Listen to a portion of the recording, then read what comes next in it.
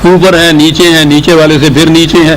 اور قرآن نے لفظ ہی ایک استعمال کیا ہے ایسا، وَمِنَ الْأَرْضِ مِثْلَهُنَّ، ہر سما کی مثل اس کی ایک ارض. کیا بات،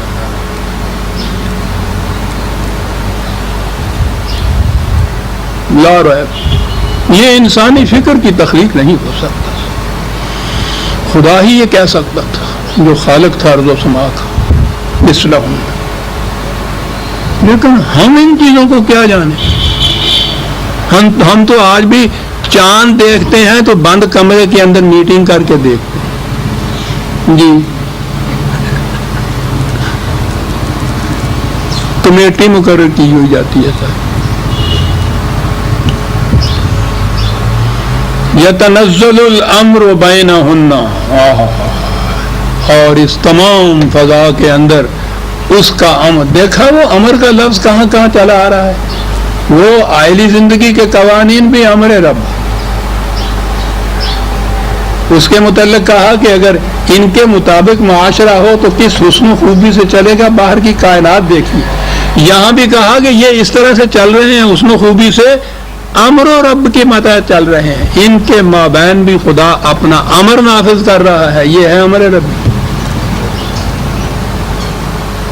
لِتَعْلَمُوا أَنَّ اللَّهَ عَلَى كُلِّ شَيْءٍ قَدِيرٌ وَأَنَّ اللَّهَ قَدْ أَحَاطَ بِكُلِّ شَيْءٍ عِلْمًا، تاکہ تم تحقیق کرو، غور و فکر کرو تو یہ حقیقت تمہارے سامنے آ جائے کہ اللہ تعالیٰ نے ہر شے کے لیے قوانین مقرر کر دیے ہیں. اور وہ قوانین جو ہیں سکھا شاہی اور دھاندلی نہیں، معاذ اللہ، وہ بِكُلِّ شَيْءٍ عِلْمًا، صاحب علم پر مبنی ہیں وہ سارے قوانین اس کے. تو پوچھا یہ کہ دیکھو تو صحیح، جب باہر کے اتنے عظیم القدر جسوں کروں کے اندر جو اتباع کرتے ہیں خداوندی، یہ سکون و اطمینان ہے. اس کے ہاں کوئی ایسی کری نہیں ہے جو آ کے روئے کہ مجھے 3 دفعہ اس نے طلاق کہہ دیا اور میرا تباہ کر دیا مجھے. کائنات کے کسی کرے میں یہ بات نہیں آتی سر. وہاں کوئی کسی دوسرے کرے کو طلاق نہیں کہتا سر. کہا دیکھا ہمارا امر رب ان کے اندر چل رہا ہے، دیکھا کس طرح سے یہ نظام چل رہا ہے سر. اور اسی سے ان اللہ قد احاط بکل شیء علما، یہ قوانین علم پر مبنی ہے. کہیں کہا کہ یہ حکمت پر مبنی ہے، واضح ہے. ان چیزوں کے متعلق پھر میں عرض کر دوں کہ یہ نہیں کہ خدا نے کوئی اپنی صفات بیان کی ہیں، ہم ایسے ہیں، ہماری قوت ایسی ہے.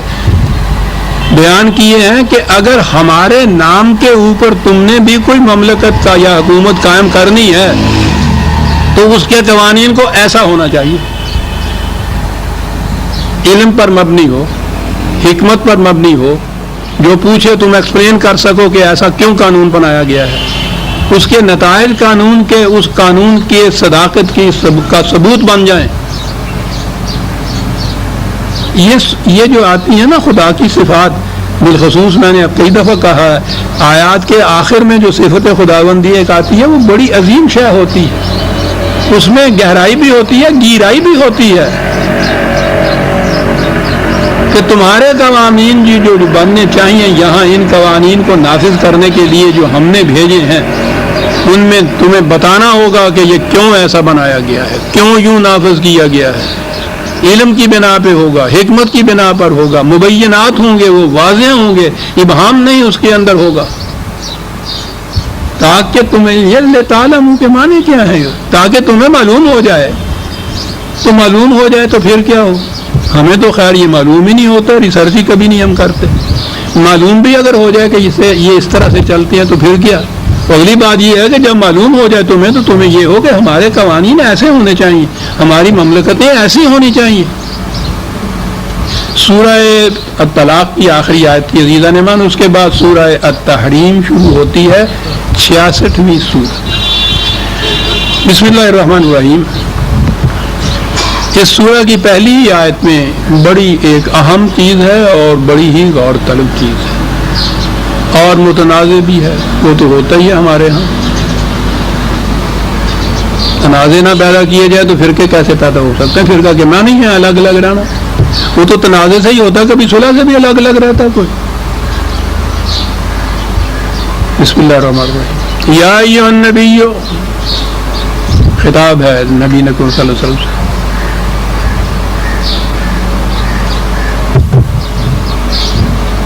یا ایھا النبی لم تحرم ما احل اللہ لک تبتغی مرضات ازواجک واللہ غفور الرحیم.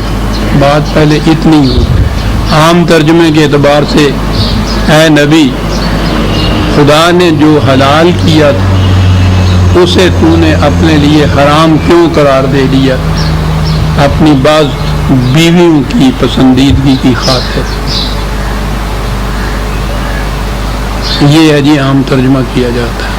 پہلی بات تو یہ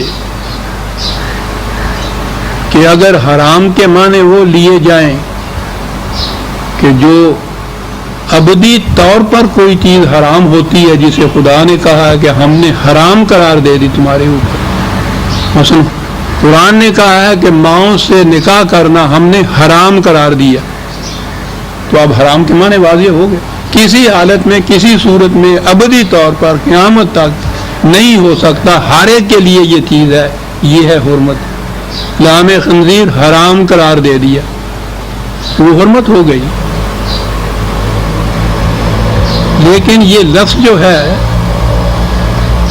ایک تو حرام وہ ہے جو خدا نے حرام قرار دیا، ابدی طور پر جو چیز حرام ہو گئی. اس کے عام معنی ہوتے ہیں ممانعت کر لینا، کوئی پابندی عائد کر لینا. اور اس کے لیے تو ہمارے ہاں، اب میں نے عرض کیا نا کہ ہم تو کبھی الفاظ پہ غور نہیں کرتے. یہ جو احرام باندھا جاتا ہے حج کے لیے، میں سمجھتا ہوں ہر سال ہمارے ہاں سے بھی ہزارہ اور دنیا میں سے لاکھوں جاتے ہوں گے، اور آپ احباب میں سے بھی گئے ہوں گے، حرام باندھا ہوگا. کبھی سوچا بھی کہ اس کو حرام کہتے تھے ہمیں؟ یہ کیا بات ہے؟ ہم نے تو یہی سمجھا ہے نا کہ وہ وہاں صرف ایک ہی بن سلی چادر ہوتی ہے نیچے اوپر، اور اس کے لیے مسئلہ یہ کہ سب ایک ہی قسم کے سارے نظر آئے، اس لیے ہے. یہ اس کو احرام کہا کیوں گیا ہے؟ وہ تو یہیں سے ہے یہ لفظ جو ہے ہیر میم. وہ ایک مقام ہے میقات جہاں سے وہ شروع ہوتا ہے حرم کا وہ دائرہ سمجھ لیجئے. وہاں پہنچنے پر بہت سی چیزیں جو اس سے پہلے عام طور پر جائز تھیں، کی جا سکتی تھی، بہت سی چیزوں کی ممانعت ہو جاتی ہے کرنی.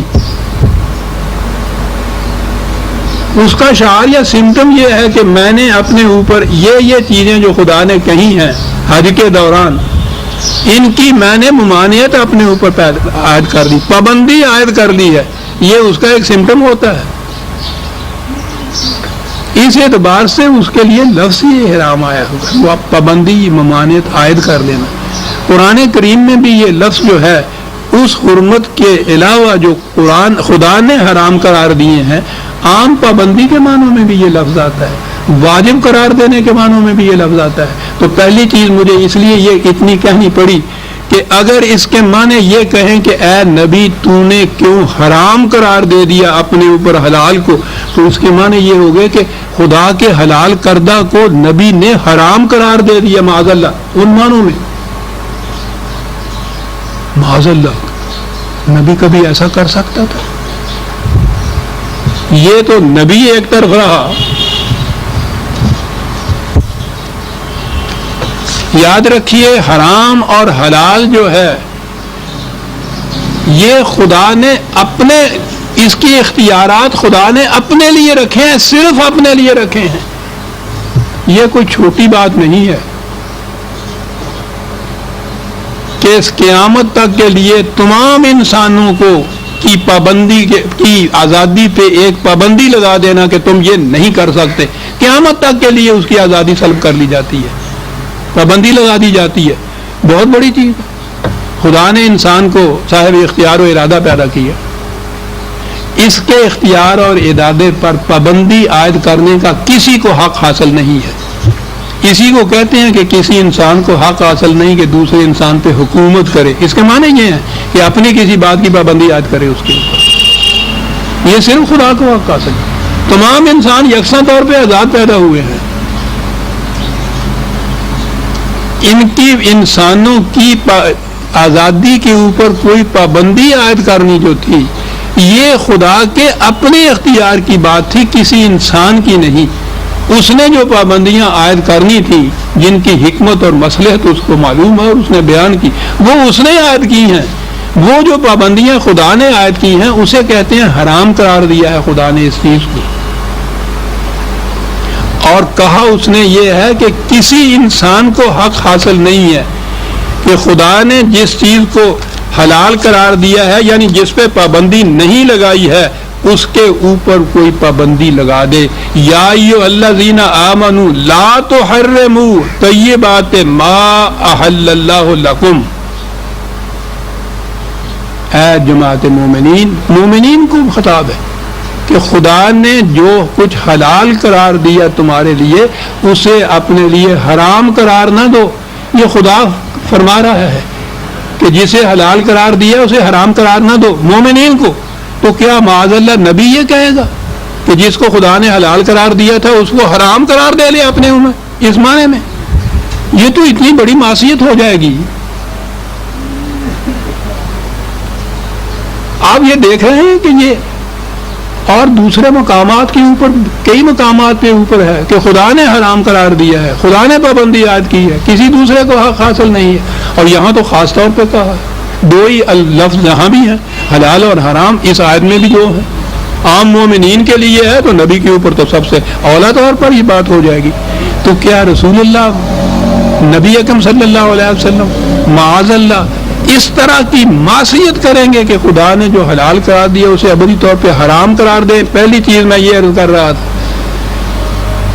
کہ یہ حرام کا لفظ ان معنوں میں نہیں ہے.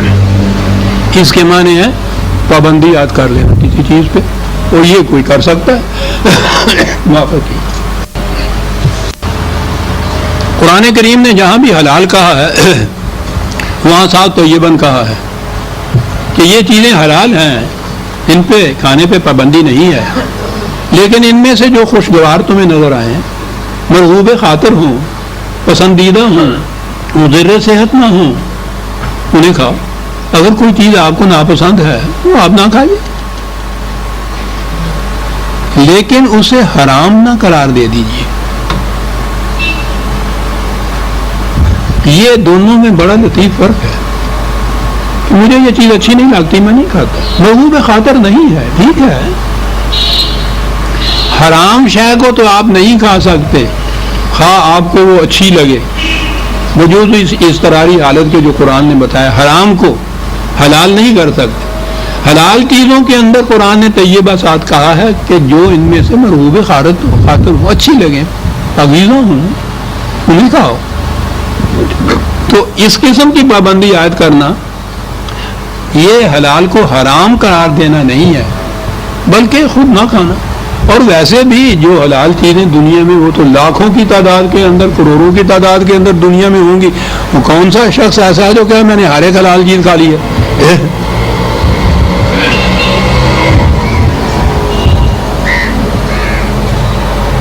تو اس لیے یہ جو چیز ہے نا, کسی چیز کے متعلق یہ کہنا کہ مجھے وہ اچھی نہیں لگتی, میرے مزاج کے خلاف ہے, مجھے ایگری نہیں کرتی, مجھے موافق نہیں آتی, روز ہم یہ کہتے ہیں, تو وہ حرام قرار دینا نہیں ہے, اپنے اوپر پابندی عائد کر دیں. یہ اس معنی میں یہ چیز تھی.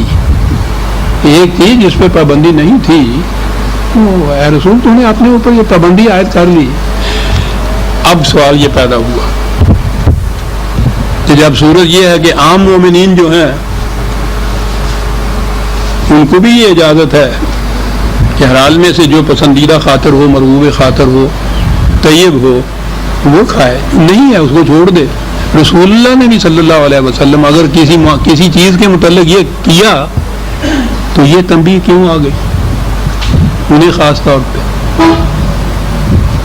اس کی وجہ تھی نبی کا عمل جو ہے وہ آگے چل کر ایک اور شکل اختیار کرتا ہے, اور قرآن نے خود بتا دیا. یہودیوں نے یہ کہا ان کے ہاں یہ اونٹ کا گوشت حرام ہے. ادھر جب قرآن آیا تو اس نے یہ گوشت حلال قرار دیا. انہوں نے اعتراض کیا تھا کہ ہمارے ہاں ایک چیز حرام ہے تو تمہارے ہاں وہ کیسے حلال قرار دے دی گئی. قرآن نے بتایا کہ ذرا اپنی تورات کو، اپنی تاریخ کو پڑھو. خدا نے اسے حرام نہیں قرار دیا تھا. حضرت یعقوب علیہ السلام کو یہ پسند نہیں تھا تو انہوں نے اپنی ناپسندیدگی کی وجہ سے کہا تھا کہ میں نہیں کھاتا. یہ قرآن نے کہا ہے کہ نبی کے اس عمل کا نتیجہ یہ نکلا کہ بعد میں اس کی امت نے یہ سمجھا کہ یہ حرام ہی ہوگا. جب ہی چھوڑا تھا نا ہمارے نبی نے، قرآن نے یہ تصریح کر دی اور یہودیوں سے کہا کہ خدا نے یہ حرام قرار نہیں دیا تھا، تم لاؤ کوئی سند اس کے لیے کہ خدا نے حرام قرار دیا. یہ تو تمہیں معلوم ہے نا کہ یعقوب علیہ السلام نے، انہوں نے اس کو چھوڑا تھا. تو یعقوب علیہ السلام نے تو اپنی ذات کے لیے، قرآن یہ کہتا ہے انہوں نے اپنی ذات کے لیے یہ کہا تھا کہ مجھے پسند نہیں ہے اس لیے میں نہیں کھاتا. تم نے سمجھ لیا کہ یہ شریعت کا حکم ہے. تو قرآن کہتا ہے کہ پھر امتیں شریعت کے احکام اس طرح بنا لیا کرتی ہیں. اے نبی محتاط رہیے. جن کے رتبے ہیں سوا، ان کی سوا مشکل ہے. محتاط رہیے. آپ تو محض اپنی ناپسندیدگی کی خاطر ایک چیز کر رہے ہیں. یہ اس کو امر مسنون قرار دے دیں گے، بعد میں شریعت بن جائے گی. پھر اس کے بعد بڑے احتیاط کی ضرورت ہے. اور یہیں سے عزیزان من بڑا اہم مسئلہ طے ہو جاتا ہے. نبی اکرم صلی اللہ علیہ وسلم کی حیات طیبہ زندگی جو ہے،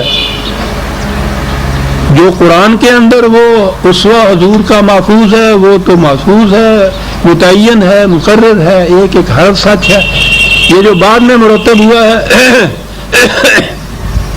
200-250 سال بعد جا کر زبانی روایات کے ذریعے تاریخ بھی زبانی لکھی ہوئی. رسول اللہ صلی اللہ علیہ وسلم نے یہ فرمایا، حضور نے یہ کیا، حضور نے اس کو منطبق کر کے نہیں دیا. ٹھیک ہے، اگر کوئی چیز ایسی اس میں بھی آتی ہے کہ جس میں یہ رسول اللہ نے ایسا نہیں کیا عمر بھر، اور اس کو کہا جائے کہ یہ پھر شریعت میں حرام ہو گیا، کیا معلوم ہے کہ حضور نے اپنی عادت کے مطابق ہی اس سے اجتناب کیا. یہ کہیں نہیں ہے ہماری کتب روایات یا تاریخ میں جسے کیس لاء کہتے ہیں کہ یہ بتایا ہوا ہو کہ حالات یہ تھے، اس کی وجہ یہ تھی، اس کی بنا پہ حضور نے یہ فرمایا، یہ کہا. یہ نہیں ہے. تو اب یہ کیسے متعین ہو سکتے؟ یہ جو کہا جاتا ہے کہ یہ سنت رسول اللہ ہے، یہ سنت نہیں ہے. اور اسی لیے ہر ایک فرقے کی الگ الگ سنت ہو گئی. کسی نے کہا کہ نہیں یہ ہو سکتا ہے، کسی نے کہا کہ یہ نہیں ہو سکتا. تو گویا یہ چھوڑ دیا ان کے اوپر متعین کرنا کہ کون سی بات سنت ہے، کون سی سنت نہیں ہے. اور جو سنت ہے وہ فریضہ شریعت قرار پا گیا. اندازہ لگائیے کیسے متعین کیا آپ لوگ. حضور نے تو خود ہی بعض معاملات میں یہ فرما دیا تھا. وہ ہے ایک واقعہ حدیث میں بھی، بخاری میں خود آتا ہے، کھجوروں کے گابا لگانے کا واقعہ کے متعلق. حضور نے فرمایا تھا کہ اس طرح سے نہیں، اس طرح سے کرو تو کھجوریں زیادہ پھل دیں گی. اور انہوں نے ایسے کیا تو وہ پہلے سے بھی کم پھل ہوا. تو انہوں نے پوچھا تو آپ نے فرمایا یہ چیز ہمارے ہاں کہ تم دنیاوی معاملات کو جو تمہارے ہیں ان میں بعد میں مجھ سے بہتر جانتے ہو تو تم اس کے مطابق کیا کر. اگر یہ چیز نہ ٹکڑا ساتھ آئے تو یہ چیز بن گئی نا سنت کہ کھجوروں کو اس طرح سے گابا لگانا جو ہے ارشاد نبوی ہے.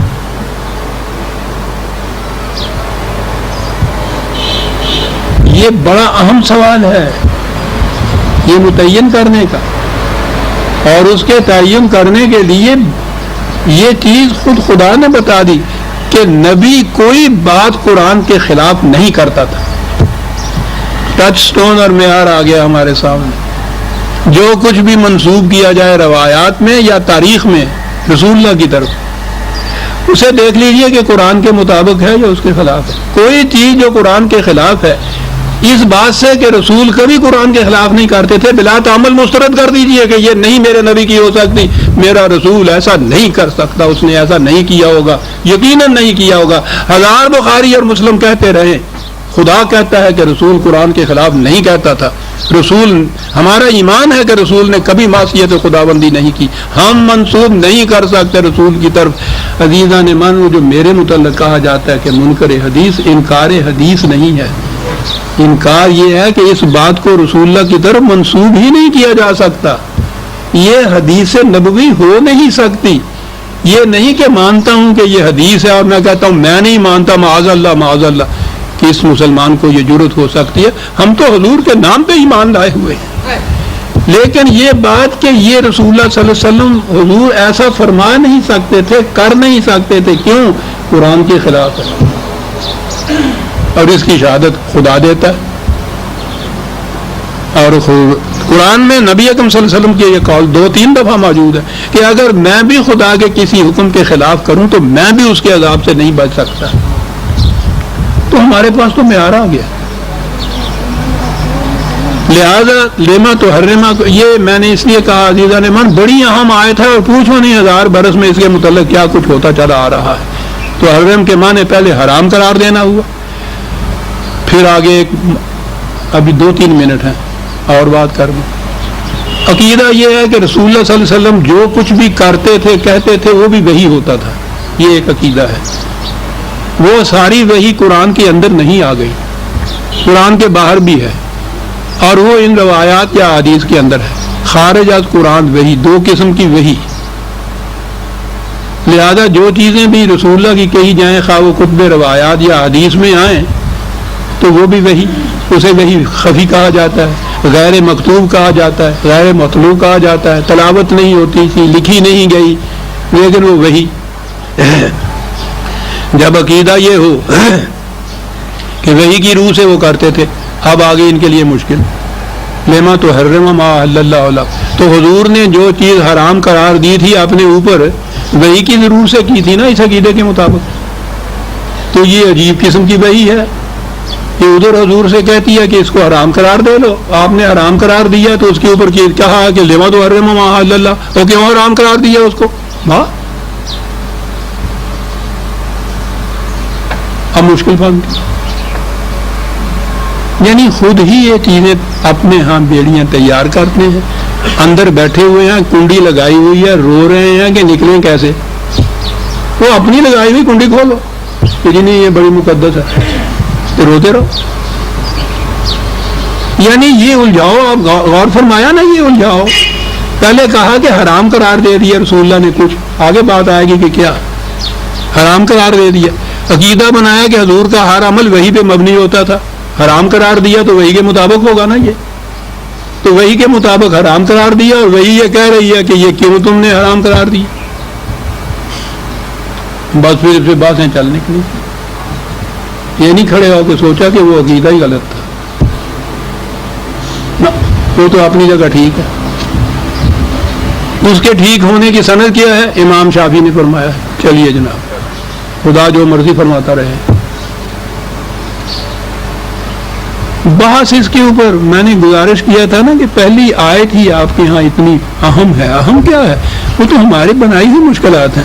1000 برس سے آپ کے ہاں تفاسیر کتب، ان چیزوں کے اندر ان کی ڈسکشن دیکھیے، ان کی باتیں دیکھیے، ان چیزوں پہ ہیں. وہ پہلا نقطہ جو ہے ڈور کو سلجھا رہے ہیں اور سرا ملتا نہیں. سرا تو یہ تھا کہ وہ عقیدہ غلط ہے جو تم کہہ رہے ہو.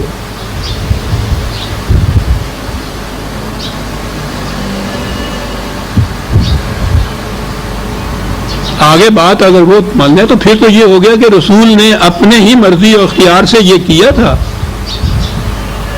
وہ جو ان کا ہے کہ کیا کیا تھا، حرام قرار دیا تھا. خدا نے کہا کہ کیوں حرام کیا. یہاں تک تو بات اتنی سی ہو گئی کہ رسول اللہ نے ایسا کیوں عمل کیا جو حرام تھا. لیکن یہ تو نہ ہوا نا کہ خدا کی وحی کے مطابق حرام قرار دیا اور خدا نے کیا کیوں ایسا کیا تم نے. یہ تو بات نہیں تھی. بات صاف ہے. یہ حرام کا لفظ حرام کے معنی نہیں ہے ممانعت، پابندی عائد کر لینا اپنے اوپر کسی چیز کے نہ کھانے کی. ہم روز یہ کچھ کرتے ہیں. کیوں کہا خدا نے